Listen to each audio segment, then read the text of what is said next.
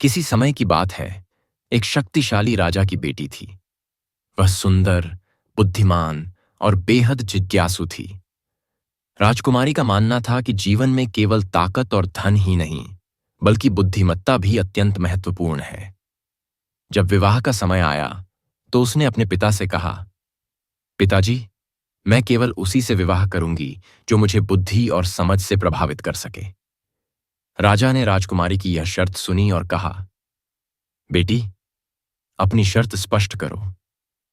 राजकुमारी बोली, जो भी व्यक्ति 20 तक की ऐसी गिनती सुना सके जिसमें यह पूरा संसार समा जाए, वही मेरा पति बनेगा। यदि कोई गिनती नहीं सुना सका तो उसे 20 कोड़े खाने होंगे। स्वयंवर की घोषणा। राजा ने इस शर्त के साथ राजकुमारी के स्वयंवर की घोषणा कर दी। यह सुनकर सभी पड़ोसी राज्यों के राजा, राजकुमार और सामंत अपनी किस्मत आजमाने आए। आखिरकार एक सुंदर और बुद्धिमान राजकुमारी के साथ विवाह का मौका हर कोई चाहता था। स्वयंवर के दिन राजमहल को भव्य तरीके से सजाया गया। बड़े बड़े दावतों का आयोजन हुआ। मिठाइयों की महक और पकवानों की खुशबू से पूरा महल गूंज उठा। लेकिन हर कोई यह सोचकर डरा हुआ था कि आखिर यह गिनती कैसी होगी। राजाओं की कोशिश। एक के बाद एक राजा आते और अपनी गिनती सुनाते। 1, 1, 2, 3, 4, 2, 1 सूरज, 2 चांद, 3 पर्वत, 3, 1 किताब, 2 कविताएं, 3 कहानियां। लेकिन राजकुमारी हर बार नाराज हो जाती।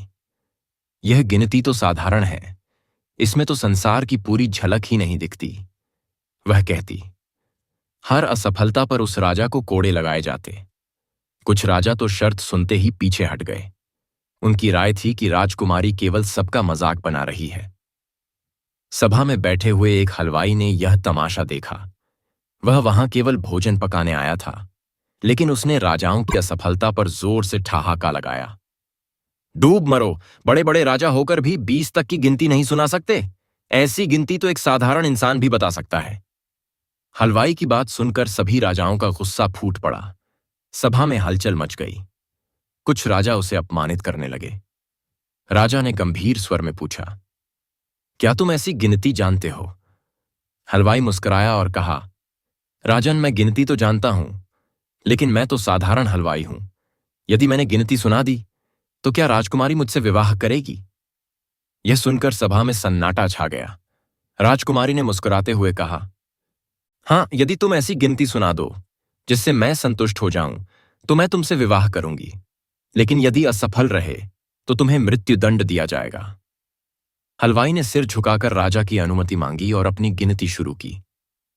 1, 1 भगवान, 2, 2 पक्ष धर्म और अधर्म, 3, 3 लोक, स्वर्ग, मृत्युलोक और पाताल, 4, 4 युग, सतयुग, त्रेता, द्वापर और कलयुग, 5, 5 पांडव, 6 शास्त्र, 7 वार, सप्ताह के दिन, 8 खंड, पृथ्वी के हिस्से, 9 ग्रह, 10 दिशा, 11 रुद्र, 12 महीने, 13 रत्न, समुद्र मंथन से निकले रत्न, 14 विद्या, 15 तिथि चंद्रमास की, 16 श्राद्ध, 17 वनस्पतियां, 18 पुराण, 19वीं तुम राजकुमारी, 20वां मैं हलवाई। सभा का मौन। हलवाई की गिनती समाप्त होते ही पूरे सभा में सन्नाटा छा गया। राजकुमारी स्तब्ध थी। वह मुस्कुराई और कहा, यह गिनती अनोखी है। इसमें सचमुच संसार की हर बात समाई हुई है। यह गिनती केवल एक बुद्धिमान और अनुभवशील व्यक्ति ही सुना सकता है। सभा में उपस्थित सभी लोग हैरान थे। कोई नहीं सोच सकता था कि एक साधारण हलवाई इतनी गहरी समझ रखता होगा। राजकुमारी ने अपने पिता से कहा, पिताजी, मैंने अपना निर्णय ले लिया है। मैं इस हलवाई से विवाह करूंगी। उसने मेरी परीक्षा पूरी की है। हलवाई और राजकुमारी का विवाह पूरे राज्य में भव्य तरीके से मनाया गया। राजकुमारी ने लाल और सुनहरी साड़ी पहनी थी, जबकि हलवाई राजसी पोशाक में एक नवविवाहित दूल्हे के रूप में दिख रहा था। पूरे महल को फूलों, दियों और रंगीन झंडों से सजाया गया और हर कोने में संगीत और उत्सव की गूंज थी। इस घटना ने यह साबित किया कि केवल राजसी वंश या शक्ति ही किसी को महान नहीं बनाती। असली महानता बुद्धि, अनुभव और ज्ञान में होती है।